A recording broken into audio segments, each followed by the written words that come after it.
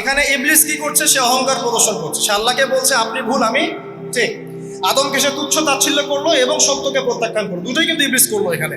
আসেন, আল্লাহ পাক বলছেন ফাখরুজ, এখান থেকে বের হয়ে যাও হতভাগ, ইন্নাকা মিনাস সাগিরিন, তোমার অহংকার করার কোনো সুযোগ নেই এখানে, তুমি তো ছোট পুত্র। ইন্নাকা মিনাস সাগিরিন, সাগির মানে কি? তুমি এখান থেকে, তুমি বের হয়ে যাও এখান থেকে, তুমি একজন ক্ষুদ্র সত্তা, তোমার এখানে অহংকার করার কিছু নাই। কলা, এবার ইবলিস বলছে আনজিরনি, শোনেন, ইবলিস বলছে আনজিরনি, হে আল্লাহ আমাকে অবকাশ দিন। কি বলছে? আমাকে অবকাশ দিন। ইলা ইয়াউমি ইউবআসুন, যেই দিন আপনি কিয়ামত ঘটাবেন, যেই দিন সবাইকে পুনরুত্থিত করবেন, ওই দিন পর্যন্ত আমাকে অবকাশ দিন। সূরা বাকারায় আছে, অন্য সূরায় আছে রব্বি আনজিরনি ইলা ইয়াউমি ইউবআসুন। ইবলিস বলছে হে আমার রব। কি বলছে ইবলিস? হে আমার রব। ইবলিস কি তাহলে আস্তিক না নাস্তিক? কথা বলেন। ইবলিস কি আস্তিক না নাস্তিক?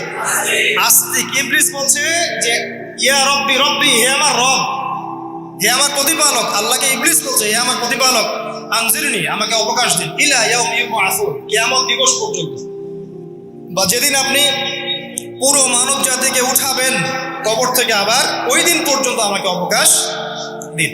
তার মানে কিয়ামত যে হবে এটা নতুন করে লেখা হয় নাই, সভ্যতায় হিস্ট্রির শুরু থেকেই কিয়ামত ছিল। কথা বুঝতে পারছেন?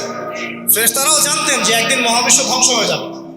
যখন পৃথিবীতে মানুষকে পাঠানো হয়নি তার আগেই ফেরেশতারা জানতেন, আল্লাহ পাকের ইলমে ছিল এবং তিনি এটা ফয়সালা করে দিয়েছিলেন যে একদিন এই পুরো মহাবিশ্বই ধ্বংস হয়ে যাবে। ইবলিস আগে থেকে জানতো যে কিয়ামত হবে, এই জন্য সে বলছে আমাকে কিয়ামত পর্যন্ত অবকাশ দিন। আল্লাহ পাক এবার কি বলছেন দেখেন, ইবলিস আল্লাহর কাছে চাইলো, আল্লাহ পাক তাও তাকে ফেরত দিলেন না। আর আমরা আল্লাহর কাছে চাইতে এখন হতাশা হয়ে যায় না, দোয়া করতে থাকি আর বলি যে আমার দোয়া তো কবুল হচ্ছে না।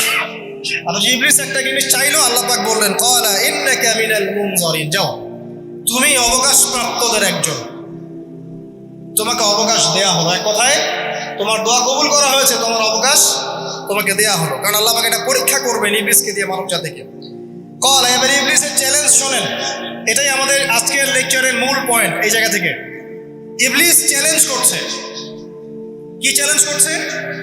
ফাবিমা আগওয়াইতানি, হে আল্লাহ আপনি যে কারণে আমাকে বিচ্যুত করলেন, আমি আমার যে কৃতকর্মের কারণে আপনার রহমত থেকে বঞ্চিত হয়ে গেলাম, ঠিক আছে, লাআকুদান্না লাহুম সিরাতাকাল মুস্তাকিম, আমি সেই আদমের এবং আদমের সন্তানের সরল পথে ওত পেতে বসে থাকবো। কথাটা ভালো করে বোঝেন। ইবলিস চ্যালেঞ্জ করলো কাকে? আল্লাহকে। যে কারণে আল্লাহ আপনি আমাকে বহিষ্কার করলেন, এখন আমি কি করব? আমি এই আদম সন্তানের সরল পথে, আপনাকে পাওয়ার এই পথে, পথের আনাচে কানাচে আমি ওত পেতে বসে থাকবো। কি জন্য বসে থাকবো? যাতে করে আমি আদম সন্তানকে বিচ্যুত করতে পারি। শুধু তাই নয়, সে আরো বলছে সুম্মা লাআতিয়ান্নাহুম, আমি শুধু বসেই থাকবো না, আমি আদম সন্তানের কাছে আসবো। মিন বাইনি আইদিহিম, তার সামন থেকে আসবো, ওয়া মিন খালফিহিম, আদম সন্তানের পিছন থেকে আসবো, ওয়া আন আইমানিহিম, তার ডান দিক থেকে আসবো, ওয়া আন শামাইলিহিম, তার বাম দিক থেকে আসবো, ওয়া লা তাজিদু আকসারাহুম শাকিরিন, আল্লাহ পাক আপনি তাদের বেশিরভাগকেই শুকরগুজার পাবেন না। কথা কি ক্লিয়ার না? কোন সমস্যা? ইবলিস কি চ্যালেঞ্জ করলো? আমি শুধু বসেই থাকবো না, ডান দিক থেকে আসবো, বাম দিক থেকে আসবো, সামন থেকে আসবো, পিছন থেকে আসবো, আমি আদম সন্তানকে পথভ্রষ্ট করেই ছাড়বো, আপনি আদম সন্তানের বেশিরভাগকে পথভ্রষ্ট পাবেন। ইবলিসের কথা কি বাস্তব প্রতিফলন দেখা যায় এখন সমাজে? বেশিরভাগ মানুষ নামাজ পড়ে না পড়ে না? বেশিরভাগ মানুষ সুদ খায় না খায় না? বেশিরভাগ যুব সমাজ জেনা করতেছে না করতেছে না? বেশিরভাগ লোক মাদক খাচ্ছে না খাচ্ছে না? পৃথিবীর কোনো জায়গায় আল্লাহর বিধান আছে কি নাই? দুই একটা জায়গায় আছে আইওয়াশ, শোডাউন। বেশিরভাগ নারী পর্দায় চলে না চলে না? বেশিরভাগ মানুষ রোজা রাখে না রাখে না? বেশিরভাগ মানুষ যাকাত দেয় কি দেয় না? তাহলে ইবলিস যে বললো আপনি বেশিরভাগকেই শুকরগুজার পাবেন না। বেশিরভাগ মানুষ পরকালের স্বার্থে কাজ করে না দুনিয়ার স্বার্থে কাজ করে? কতজন মানুষ আল্লাহ পাকের দ্বীনটাকে প্রচার প্রসার প্রতিষ্ঠার কথা বলে বা কোরআন সুন্নাহর কথাগুলো মেনে চলে? কতজন মানুষ? বেশিরভাগ লোক মেনে চলে? তাহলে ইবলিস কি সফল না ব্যর্থ? ইবলিসের চ্যালেঞ্জ কি সফল না ব্যর্থ? ইবলিসের কথা সে কিন্তু অক্ষরে অক্ষরে পালন করেছে। আর এই ইবলিসকে আল্লাহ পাক কেন পৃথিবীতে নিয়েছেন? আমাদেরকে পরীক্ষা করার জন্য, যেন আমরা এই সরল পথ থেকে বিচ্যুত না হই। সামনে যান, আরো কঠিন কথা আছে। আল্লাহ পাক বলছেন এখান থেকে বের হয়ে যাও, মাযউমান মাদহুরা, একদম অপদস্থ লাঞ্ছিত হয়ে এখান থেকে বের হয়ে যাও। লামান তাবিআকা মিনহুম, তুমি তো চ্যালেঞ্জ করলে আমাকে, ঠিক আছে, কিন্তু যে ব্যক্তি যেই তোমার অনুসরণ করবে, আল্লাহ পাকের কথা শোনেন, যেই তোমার অনুসরণ করবে, লাআমলাআন্না জাহান্নামা মিনকুম আজমাইন, যে পুরুষ বা নারী যেই হোক না কেন, যে আদম সন্তান ইবলিস তোমার অনুসরণ করবে, তোমার পথ ধরবে, আমি তোমাকে সহ এদের সবাইকে দিয়ে জাহান্নাম পূর্ণ করব। আল্লাহর কিচ্ছু যায় আসে না। আল্লাহ পাক যদি এই পুরো পৃথিবীটাকেও জাহান্নামে নিক্ষেপ করেন অবাধ্যতার কারণে, আল্লাহ পাকের কিছু যায় আসে? ওই যে আপনাদের এখানে নদী আছে না, কি বালাসী ঘাট, এখানে চর টর আছে না, চরের মধ্যে একটা বালুর কণার কি দাম আছে বলুন তো? একটা বালুর কণার কোন দাম আছে? এই পুরো মহাবিশ্বে পৃথিবীর অবস্থান এর চেয়েও কম। তো পুরো পৃথিবীর মানুষ যদি আল্লাহর অবাধ্য হয়, আল্লাহ পাক যদি পুরো দুনিয়াটাকে ধ্বংস করে দেন, জাহান্নামে নিক্ষেপ করেন, আল্লাহ পাকের কিছু যায় আসবে কিনা? এবার আসেন, এখান থেকে আমরা বুঝতে পারলাম যে ইবলিস একটা তৃতীয় সত্তা। আল্লাহ পাক আদম আলাইহিস সালামকে সৃষ্টি করলেন, নাম শিক্ষা দিলেন, সেজদা করালেন, ইবলিসকে সেজদা করতে বললেন, সে করলো না। সে চ্যালেঞ্জ করলো উল্টা, যে আমি ওর চেয়ে উত্তম, আপনি ভুল, আমি সঠিক। সে অহংকার করলো এবং একই সাথে সে আদমকে পথভ্রষ্ট করার চ্যালেঞ্জও করে বসল। আল্লাহ পাক ঘোষণা করলেন, যদি কোনো আদম সন্তান তোমাকে ফলো করে, তোমাকে সহ তাকে আমি জাহান্নামে নিক্ষেপ করব। ঠিক আছে এই পর্যন্ত? এবার সামনে আসেন। এবার আল্লাহ পাক আদমকে বলছেন, কাকে বলছেন?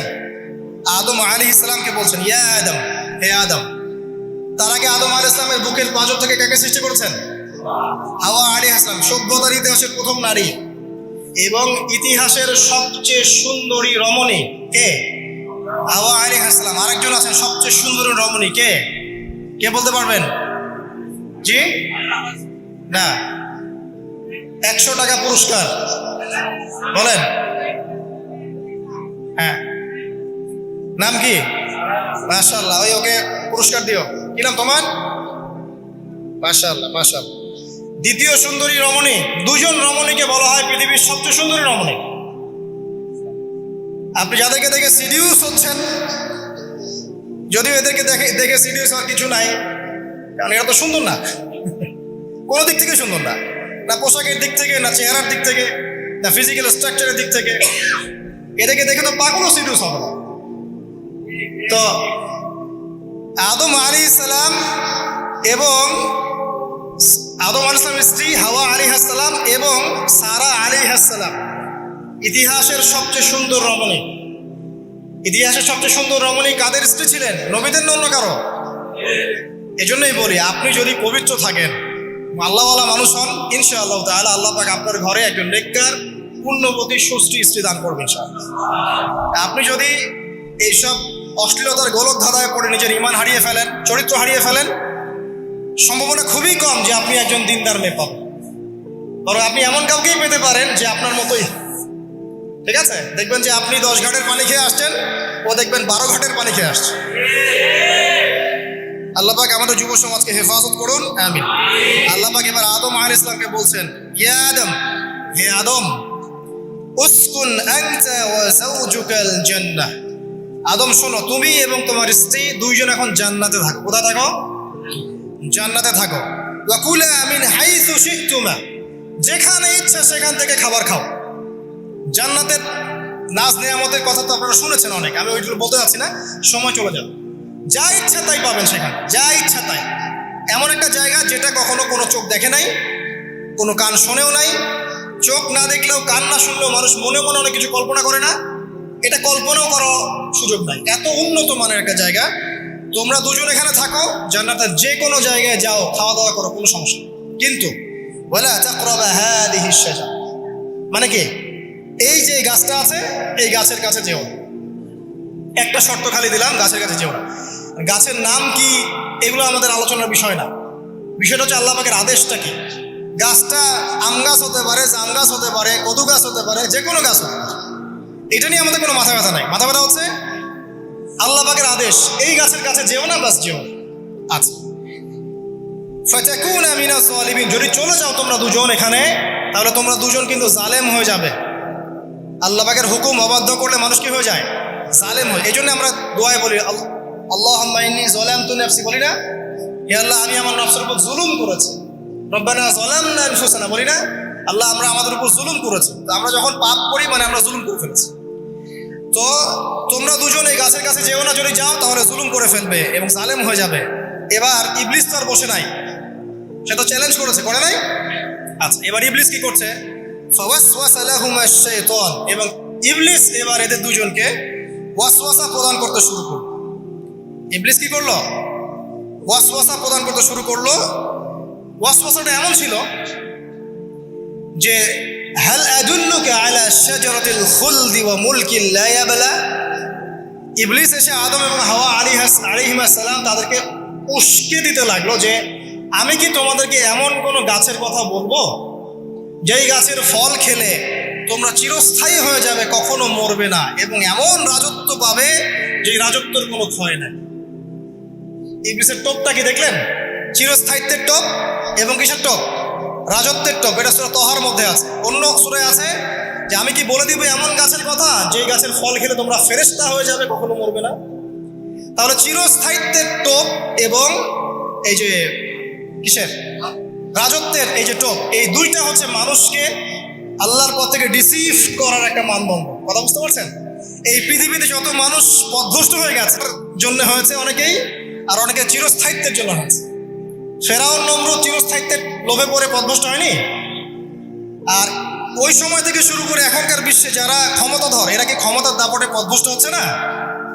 এই দুটো হচ্ছে মানুষকে পথভ্রষ্ট করার মাধ্যম। ইবলিস খুব ভালো করেই জানতো। একটা কথা বলি নাই, যখন আদম আলাইহিস সালামকে তৈরি করে রাখা হয়েছে, সৃষ্টি করে রাখা হয়েছে, ইবলিস এর চারপাশে রাউন্ড দিচ্ছিল, তাওয়াফ করছিল, তাওয়াফ। এবং মানব শরীরের এবং মানব মস্তিষ্কের, মননের দুর্বল পয়েন্টগুলো সে ফাইন্ড আউট করছিল।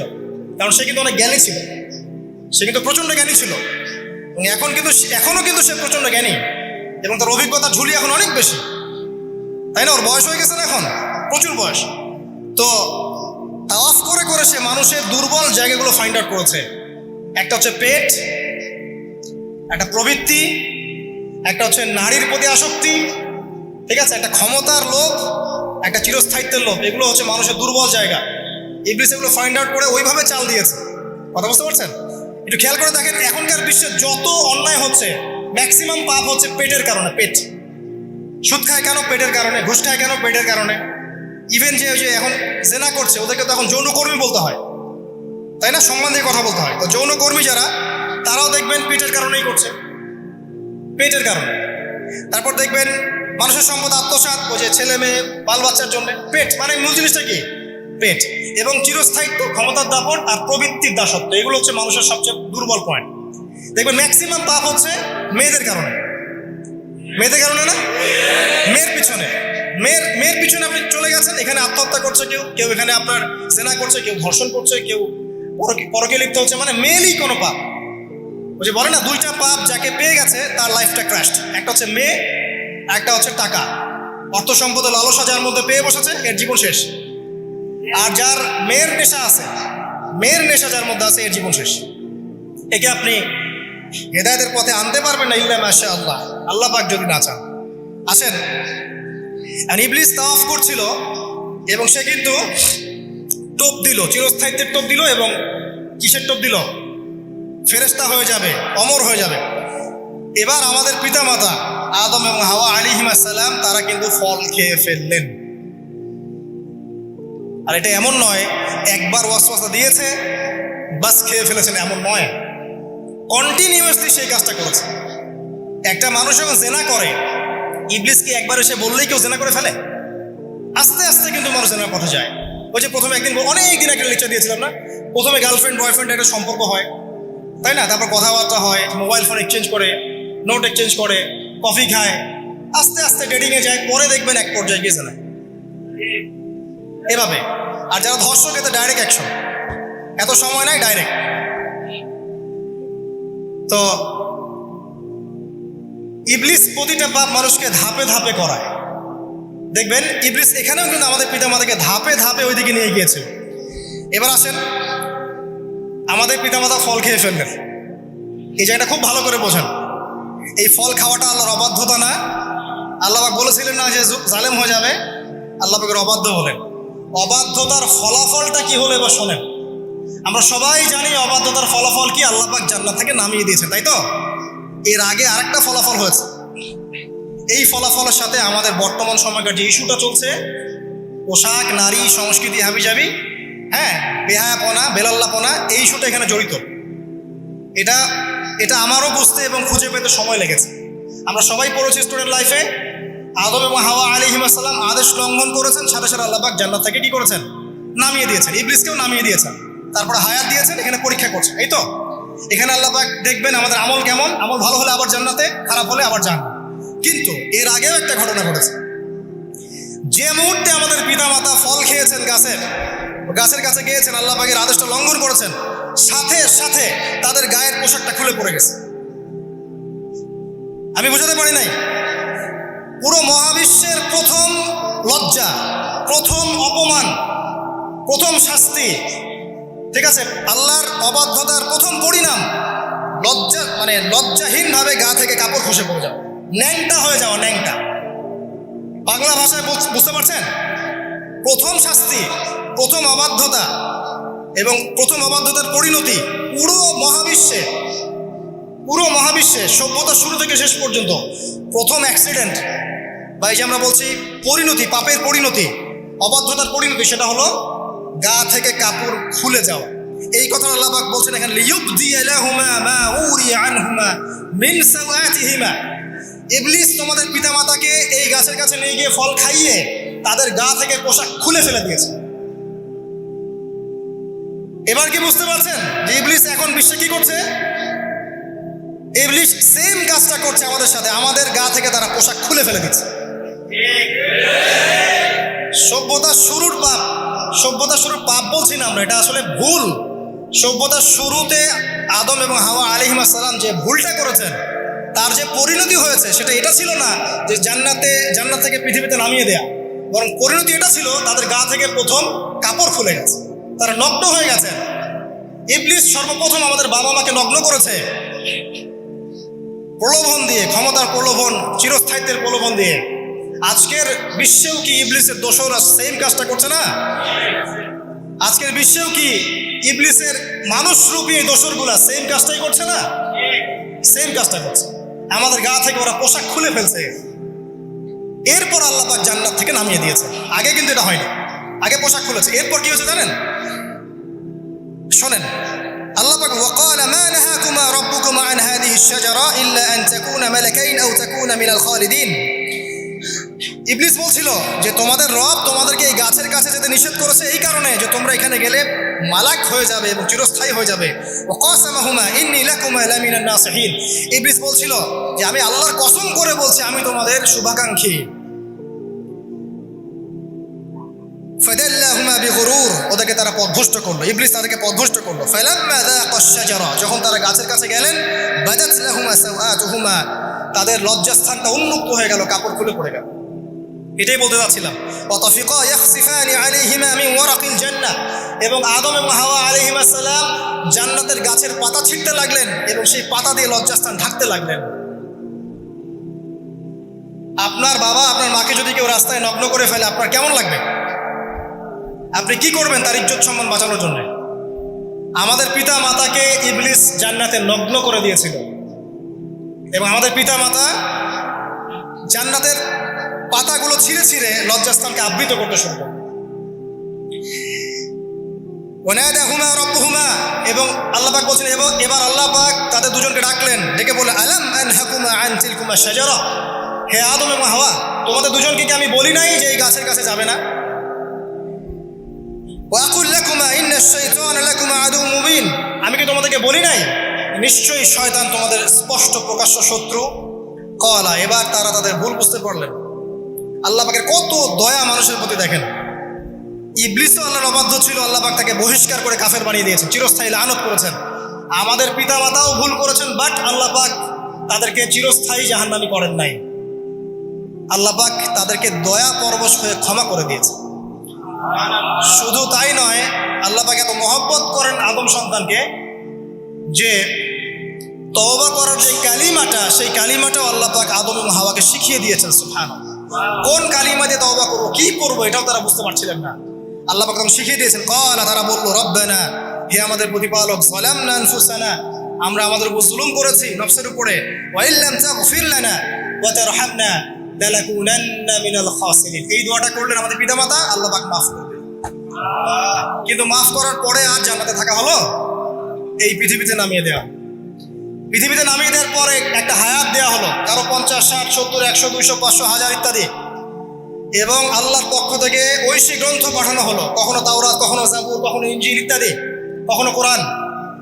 শর্ত দেয়া হলো, যারা আল্লাহ পাকের এই ঐশী গ্রন্থগুলো মেনে চলবে তারা ইনশাআল্লাহ আবার মৃত্যুর পর সেই জান্নাতে ফিরে যাবে যেখান থেকে তারা বহিষ্কৃত হয়েছে। আর যে বা যারাই আল্লাহ পাকের এই আয়াত, নিদর্শন এবং ঐশী গ্রন্থগুলোকে অস্বীকার করবে, এটাকে মিথ্যা প্রতিপন্ন করবে, আল্লাহ পাক এদের সবাইকে জাহান্নাম পূর্ণ করবে ইনশাআল্লাহ। আল্লাহ পাক এটাও বলেছেন যে আল্লাহ পাক ওয়ালাকাদ যারানা লিজাহান্নামা কাসীরাম মিনাল জিন্নি ওয়াল ইনস, আল্লাহ পাক বহু মানুষ আর জিনকে দিয়ে জাহান্নাম পূর্ণ করবেন। কারণ এই দুই জাতিকে পাঠানো হয়েছিল পৃথিবীতে শুধু আল্লাহর ইবাদত করার জন্য। ওমা খালাকতুল জিন্না ওয়াল ইনসা ইল্লা লিয়াবুদুন, এরা সেটা করে নাই। এই কারণে আল্লাহ পাক হাদিসের মধ্যে জানিয়েছেন প্রতি 1099 জন মানুষকে আল্লাহ পাক জাহান্নামে পাঠিয়ে দেবেন। তবে বেশিরভাগ জান্নাতি হবে এই উম্মতে মুহাম্মাদের মধ্যে। এবার শোনেন, আমাদের পিতামাতার এই পরিণতির পর আল্লাহ পাক যখন আমাদেরকে পৃথিবীতে পাঠালেন, আল্লাহ পাক আমাদেরকে নগ্ন করে পৃথিবীতে রাখেন নাই। সুবহানাল্লাহ। আল্লাহ পাক আসমান থেকে লিবাস পাঠিয়েছেন। এই যে সমাজ বিজ্ঞানের বইগুলোতে লেখা আছে না, মানুষ আগে নগ্ন ছিল, গাছের ছালপাতা পরে থাকতো, তারপরে বন্যপ্রাণী শিকার করতো, গুহায় গুহায় থাকতো, বোগাস, মিথ্যা, বাজে কথাই বলে, একদম টোটাল মিথ্যা কথাই বলে। আল্লাহ রাব্বুল আলামিন সভ্যতা শুরু করেছেন নবী দ্বারা, সভ্যতা শেষও করবেন নবী দ্বারা। প্রত্যেক যুগে যুগে সভ্যতার ধারক এবং বাহক ছিলেন নবীগণ। আর আদম আলাইহিস সালাম পৃথিবীতে আসার পর নগ্ন হয়ে থাকেন নাই। আল্লাহ পাক আসমান থেকে লেবাস পাঠিয়েছিলেন। সুবহানাল্লাহ। আল্লাহ পাক আমাদেরকে নগ্ন করে রাখেন নাই। এবার দেখেন আল্লাহ পাক কি বলছেন, ইয়া বানি আদম। আচ্ছা আসেন, ইয়া বানি আদম, হে বনু আদম, কাদেরকে বলছেন? আমাদেরকে। قد أنزلنا عليكم لباسا يواري سوآتكم وريشا, হে বনু আদম, আমি তোমাদেরকে নগ্ন ছেড়ে দিচ্ছি না, আমি তোমাদের জন্য লেবাস আর পোশাক পাঠাচ্ছি, যেই পোশাক দিয়ে তোমরা তোমাদের লজ্জাস্থানকে আবৃতও করবে এবং সৌন্দর্য বর্ধন করবে। এটা করছি না আমরা এখন? আচ্ছা, ওয়া লিবাসুত তাকওয়া যালিকা খায়র, আর তাকওয়ার লেবাস, তাকওয়ার পোশাকটা হচ্ছে সবচেয়ে উত্তম। যেমন দেখেন, আমাদের সতর কি এই নাভির উপর থেকে হাঁটুর নিচ পর্যন্ত না? তাই বলি কি আমরা সবাই এভাবেই ঘুরি? এটা সর্বনিম্ন একটা স্কেল, তাই না? এর উপর আপনি জুব্বা পরছেন, পাগড়ি পরছেন, টুপি পরছেন, বা আপনি হয়তো আরো ঢিলেঢালা কোনো পোশাক পরছেন, এই পোশাকটাকে বলা হচ্ছে তাকওয়ার পোশাক। ওয়া লিবাসুত তাকওয়া যালিকা খায়র, এটা আরো উত্তম। একজন মেয়ের, অনেক আলেম বলছেন যে চোখ, এই চোখটুকু ঢেকে বের করে দেখা যাবে, বলছে না? অনেকে বলেছেন কিনা? কিন্তু এটাও যদি কেউ সামনে জিলবাব দিয়ে ঢেকে রাখে তাহলে কি উত্তম নয়? পর্দার ক্ষেত্রে উত্তম নয়? তো লিবাসুত তাকওয়া যালিকা খায়র, তাকওয়ার যে পোশাক সেটা আরো উত্তম বেশি। নরমালি তো পোশাক দিয়েছি, তাকওয়ার পোশাক সবচেয়ে উত্তম বেশি। আল্লাহ পাকের একটা সতর্কবাণী শুনে নেবার, যালিকা মিন আয়াতিল্লাহ, এই পোশাকটা আল্লাহ পাকের নিদর্শন। পোশাকটা কি? আল্লাহ পাকের নিদর্শন। লাআল্লাকুম ইয়াযাক্কারুন, যাতে করে তোমরা স্মরণ করতে পারো। কি স্মরণ করব? ওই যে আমাদের পিতা মাতাকে নগ্ন করে দিয়েছে ইবলিস, এটা মনে রাখতে পারো তোমরা, এটা আল্লাহ পাকের নিদর্শন। ইয়া বানি আদম, হে বনু আদম, লা ইয়াফতিনান্নাকুমুশ শাইতান। এবার শোনেন, আল্লাহ পাক আমাদেরকে বলছেন, হে বনু আদম, লা ইয়াফতিনান্নাকুমুশ শাইতান, শয়তান যেন আবার তোমাদেরকে ফিতনায় ফেলতে না পারে। পৃথিবীতে তোমরা থাকবে, শয়তানের বহু দোসর তোমাদের সামনে থাকবে, ডানে বামে, যে ডান থেকে আসবে, বাম থেকে আসবে, হ্যাঁ, সামন পিছন থেকে আসবে, মিডিয়ার মধ্যে দিয়ে তোমাদের ঘরে ঘরে ঢুকে যাবে শয়তানের দোসর। লা ইয়াফতিনান্নাকুমুশ শাইতান, শয়তানের দোসররা যেন তোমাদেরকে ফিতনায় ফেলতে না পারে।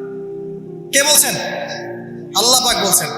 কিরকম ফিতনা? কামা আখরাজা আবাওয়াইকুম মিনাল জান্নাহ, ঠিক যেভাবে শয়তান তোমাদের পিতা মাতাকে জান্নাত থেকে বের করে দিয়েছিল, ওই রকম ফিতনায় যেন ফেলতে না পারে।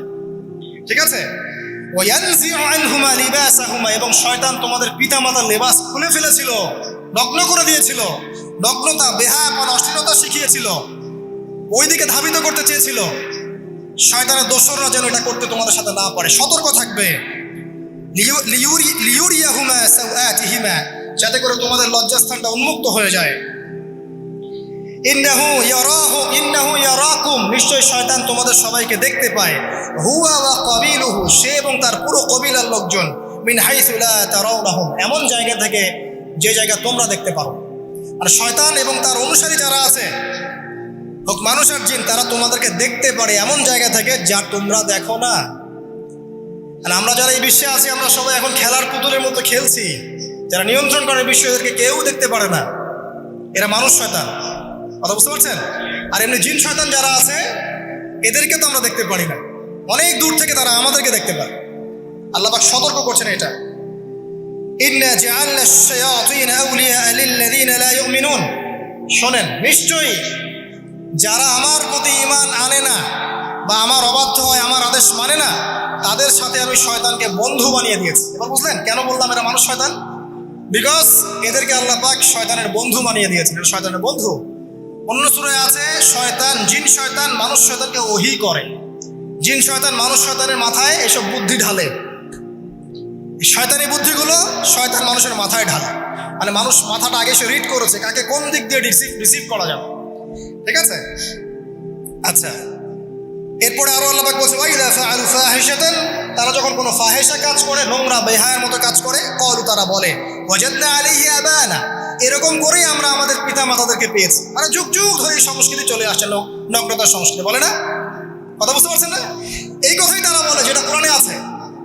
আল্লাহ পাক বলছেন, ক্বালু ওয়াজাদনা আলাইহি আবানা, তারা বলে আমাদের পিতৃপুরুষদেরকে আমরা হাজার বছর থেকে দেখেছি এইভাবেই ড্রেস আপ করতে, এমনি ব্লাউজ ছাড়া শাড়ি পরতে দেখেছি, এমনি দেখেছি পেট বের করে চলতে, এমনি দেখেছি এই শর্ট কামিজ পরে চলতে, নগ্ন হয়ে চলতে। এখন তো বিকিনি সংস্কৃতি আসে, এবং এটা মুভমেন্ট চলছে, মানে মানুষের দেহ থেকে কাপড় খুলে ফেলার মুভমেন্ট, আন্দোলন শুরু হচ্ছে। ঠিক আছে? এবং দোহাই হচ্ছে আমরা হাজার বছর থেকে এমনিই চলছে। এই যে আল্লাহ পাক বলছেন,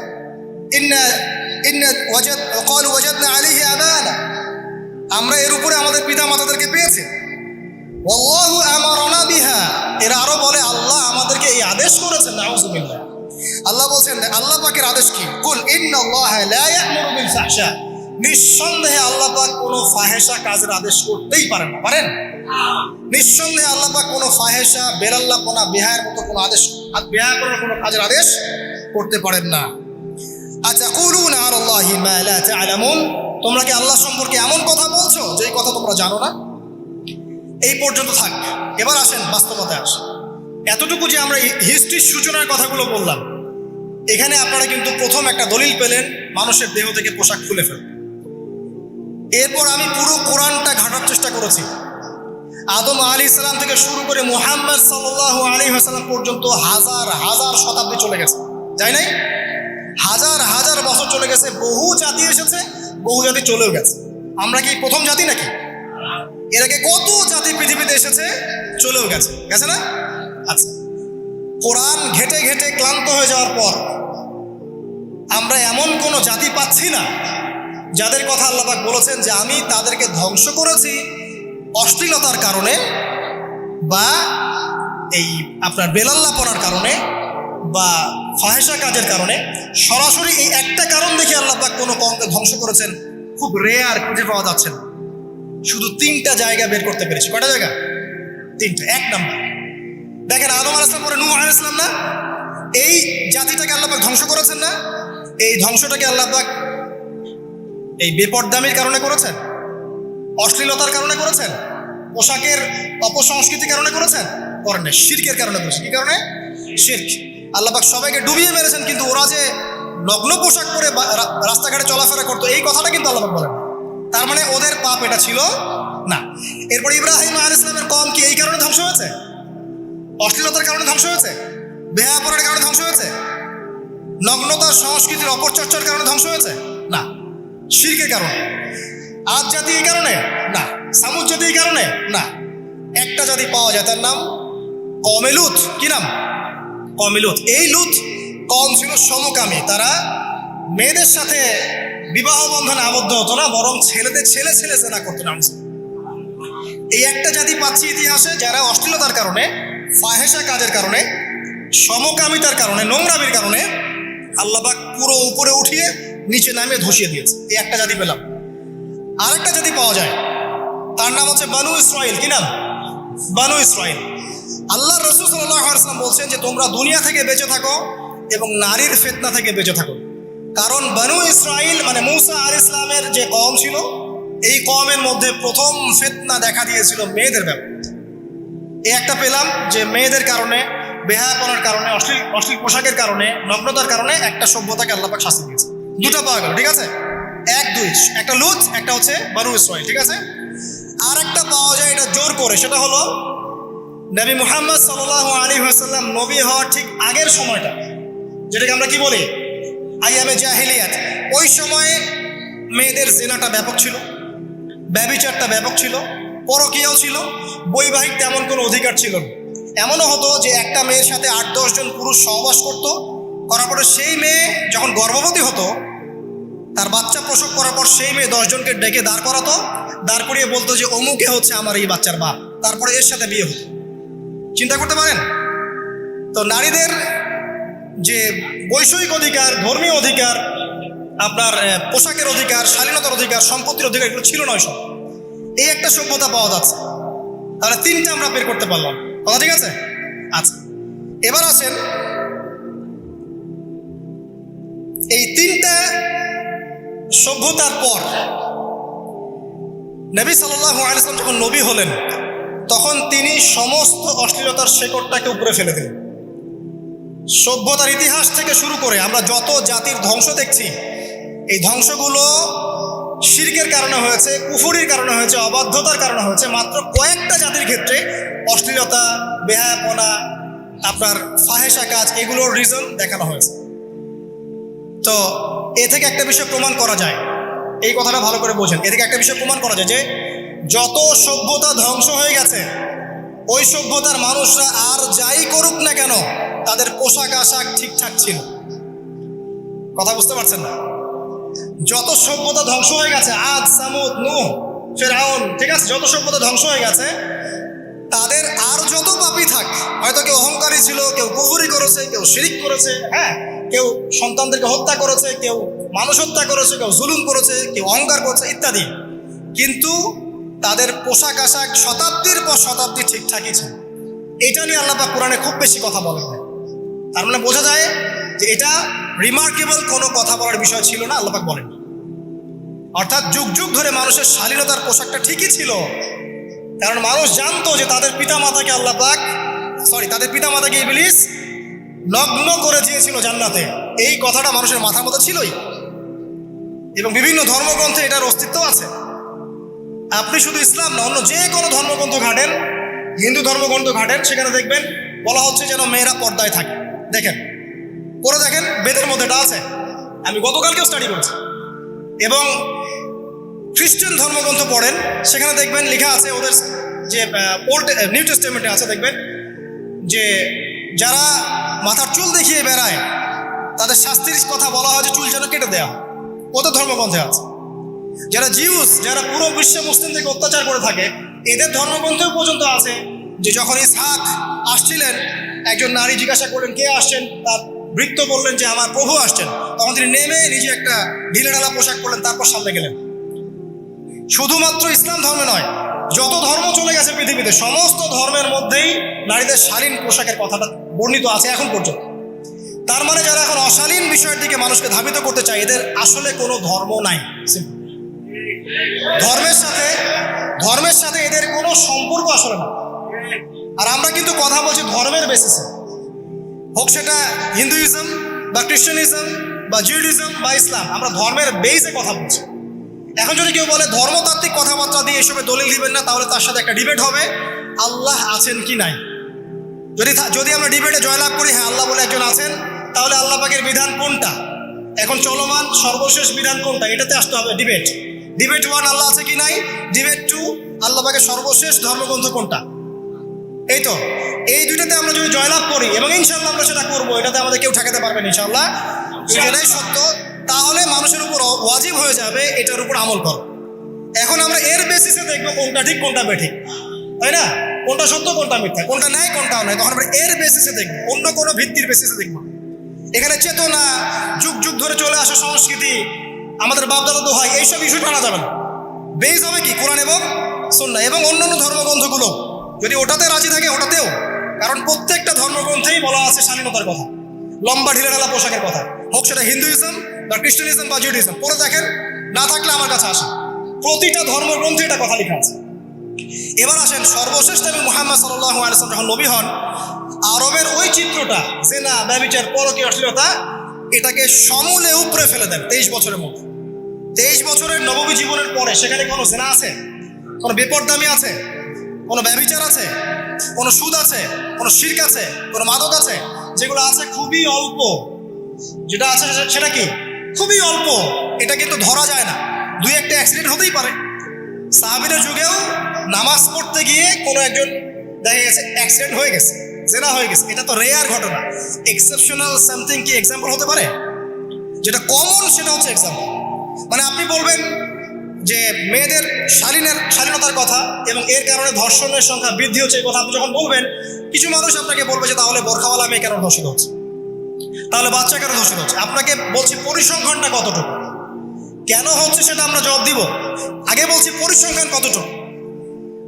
যারা বেপর্দায় চলছে এদের হ্যারাসমেন্টের পরিসংখ্যানটা বেশি না বোরখাওয়ালা মেয়ের পরিসংখ্যানটা বেশি? বলেন। যারা বেহায়াত মতো চলছে, বেপর্দায় চলছে, এদের পরিসংখ্যানটা বেশি নাকি শিশু অ্যাবিউজিং এর পরিসংখ্যানটা বেশি?